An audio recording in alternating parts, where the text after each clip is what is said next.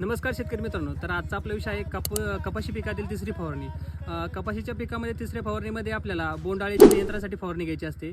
तर या फवारणीमध्ये आपल्याला घ्यायचं आहे बघा प्रोपेस सुपर 20 लिटरच्या पंपासाठी प्रत्येकी 40 ml व त्यासोबत आपल्याला बुरशीजन्य रोगाच्या नियंत्रणासाठी तिथे आपल्याला साप या बुरशीनाशकाचा वापर करायचा आहे.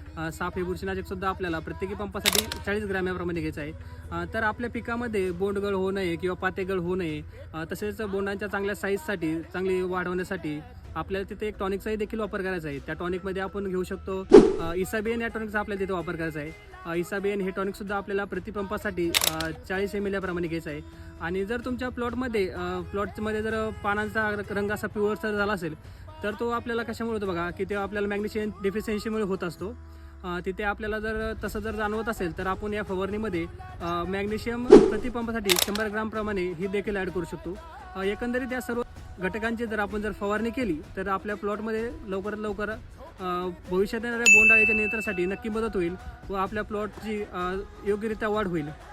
तर तसेच असे इन्फॉर्मेटिव्ह व्हिडिओ पाहण्यासाठी आपल्या जाधव फार्म या यूट्यूब पेजला व तसेच शेतकरी MS16 या इंस्टाग्राम हँडलला नक्की फॉलो करा. धन्यवाद.